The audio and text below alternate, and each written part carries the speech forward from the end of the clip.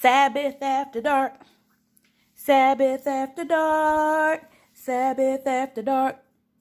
Sabbath after dark. I'm back, y'all.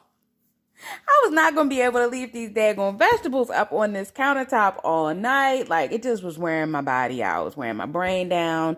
I'm like, something going to happen. A fly going to land on them and, like, lay babies. I don't know. I don't know, family, but I just couldn't leave the vegetables here. So it is sundown. It's dark. And your girl is about to go ahead and get this done this evening. So right now I'm in here cutting up the broccoli and putting it in freezer bags so it can go in the freezer. Some people like to blanch their broccoli a little bit. I don't feel the need for all that. This is going straight into the freezer. And then after I put my broccolis in, what is this? Jeez. Anyway, after I put the broccoli in the freezer that I'm going to put in there, then I'm going to start canning up broccoli and potatoes in a soup. I have some broth and everything, and so I'm gonna make just a basic broccoli and potato soup, nothing fancy at all, just so we can keep the vegetables and make sure they don't go bad. I mean, that's what canning is about, right? That's what it's about. Anyway, so that's what I'm doing right now. All right, so I have 1, 2, 3, 4, 5, 6 bags of broccoli to go in the freezer, and then 1, 2, 3, 4, 5, 6, 7 jars that I'm about to put over here in the canner. All right, so I got them all filled. I put I didn't have soup base, so I put some cream of chicken soup in there.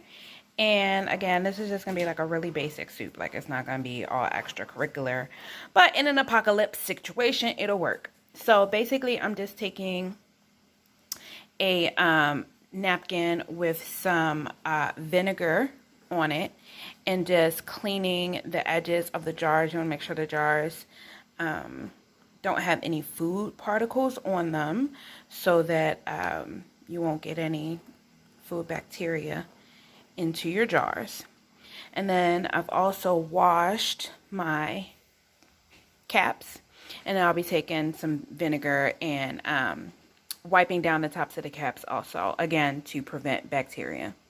All right, so the pot is well underway. Let me take a quick look here. Nope, I don't see any steam yet, so can't put the little weight on it yet. But while I'm waiting for that to get to where it need to get for the little weight to go on top, we're going to go ahead and move right along to these here peppers. I'm going to go ahead and cut them up and put them in bags so that when I'm ready to have a stir fry or something, I can grab peppers. I also have onions in the bag in the freezer already from the last food pack.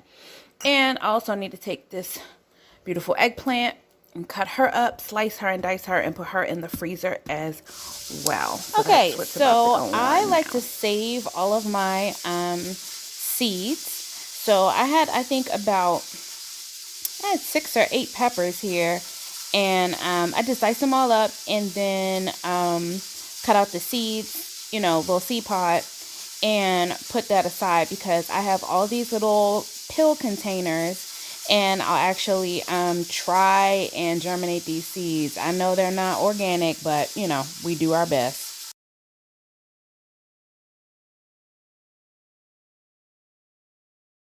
Now, pause for the cause. One of my Facebook friends saw my story from earlier today where I was kind of like going through my shenanigans of the day, which is basically like the first part of like part 1 of this video. This is part 2. But she asked, like, where do you find all this stuff? And so you have to get in the groups of people who are giving things away. So because I'm like hella thrifty, that's the only way you can have money, child, to be hella thrifty. You can't be paying retail and shopping in the grocery store all the time, you know, buying, you know, retail Jordans and crap like that and think that you're going to have money. That's not how life works. So I'm in a lot of groups of people who are giving things away. So down in my community, there's a Facebook group, Maricopa Give It to Your Neighbor. There's Maricopa Buy, Sell, Trade Free. There's Maricopa Neighbors in Need. Like, there's all these groups where people just give things away that they don't need, right? And sometimes there'll be people that that'll give away food. They'll be like, oh, this has been in my cabinet, and like I just bought new stuff and I want to rotate out my cans or whatever. Like, somebody come get the stuff. And I'd be like, oh, really?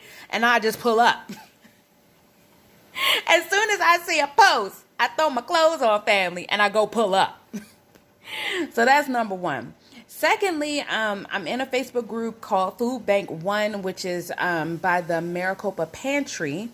And they are, the Maricopa Pantry is a ministry of the Mountain View Church here in Maricopa. And so on Fridays and some Saturdays, they will have food banks. And basically the food bank, it's not like a soup kitchen type of a food bank. It's where you pay $10 and you get a food pack, a food box. And it'll have a whole bunch of fresh fruits and vegetables and things in it. They go to the local farms or whatever, I guess, and they get wholesale pricing, you know, on their overstock and things like that. And then they sell them in these boxes for $10. So, and usually also there'll be like a meat in there. So they'll have like a whole bunch of fruits, vegetables, and then like a whole chicken or something like that. So, Food Bank One, Maricopa Pantry, that's definitely a staple for me and for my family. And then also, if you research the Borderlands Food Bank, I think it's borderlandsfoodbank.org. But if you just Google Produce on Wheels Without Waste, powwow, or Markets on the Move, both of those are, I think they're nationwide. I know for a fact they're citywide in Phoenix, but I think they're nationwide, where you go on their website and you can see when they're having distributions. And so with Markets on the Move and with Produce on Wheels Without Waste, again, it's a $10 donation, but it is all rescued produce. So they'll go to, again, these farms, or they'll go to Mexico or wherever. And instead of allowing this stuff to just rot in the field, they will go and get just pounds and pounds and pounds of produce that otherwise would be thrown away.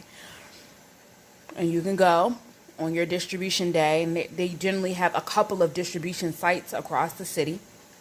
And you go on a Saturday morning, you got to get up, family. The early bird gets the worm, family. You got to go ahead and throw your clothes on. Throw your clothes on Saturday morning. About 7 a.m. You know, about 6:30. You need to be there about 7. So you probably want to get up about 6:30 and ride out. And you can get up to 60 pounds of produce for $10. So people take their wagons, they take their little rolling carts, you know, whatever. They bring their boxes, they bring their reusable bags, and they just load up on produce. So those are some resources that you can use in order to get fresh produce for extremely, extremely cheap. Or in some cases, like I do, because I'm willing to throw clothes on and ride at any moment, you can get them for free. Okay, so check those out in your area. Drop in the comments if you find anything in your area that's similar, that you might want to share, you know, or ones that might be out here as well. I would love to see them, because I'm always trying to get some new resources for the free or the cheap. Okay.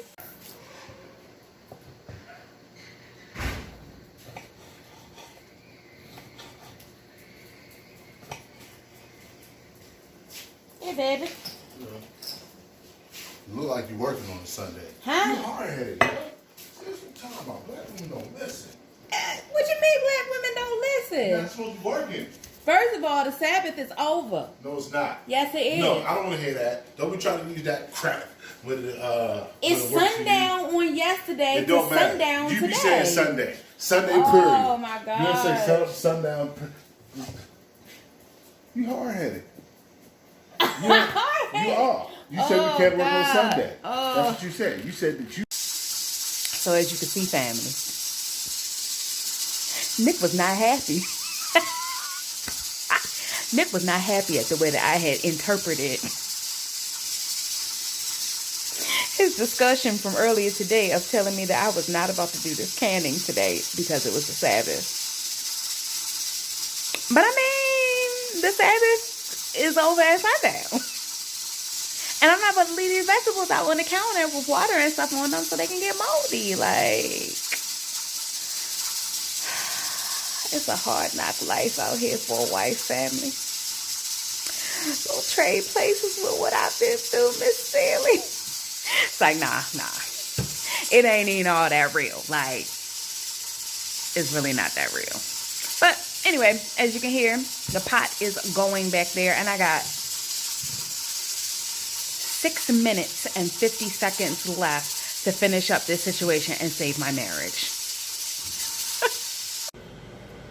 Okay, so as it all ended up, I had 2 of these bags, or I guess 1.5 bags of the peppers. This one's going in the freezer, and this one is going in the refrigerator for like ready to use. And then I ended up with 2, 4, 6 bags of broccoli and my little container of peppers. And then for the cans, I had a little mishap over here, family. I ended up with 5 jars that made it out, and you can see the soup is still like cooking. It's doing its thing. It's like bubbling still, whatever. So it's cooling down. But I lost 2 jars. They busted in the daggone canner. So I'm glad that like the glass didn't shoot all over the place and like bust all of my jars. I only lost 2. I guess that's why you over can. But yeah, so these are almost done, and then everything's gonna go in the pantry. Alright, now, since I got the majority of all of that stuff for free, the only thing that I had to buy was the 5 gallon. Only thing I had to buy was the 5-pound bag of potatoes, and that was $1.47 at Walmart. So, I got all of those bags of broccoli, I got all those cans done, some soup, some cut up vegetables, blah, blah, blah, for $1.47. That's how your girl be around here doing, because you know what? Retail is for suckers. It's like, no. I just enjoy just, you know, thrifting out here. Thrifting my way through life. So, anyway, thank y'all for joining me on this journey. Like, subscribe, share, and I'll see y'all next time. Hey, don't forget to hit that notification bell so you can watch more of our shenanigans when they come up.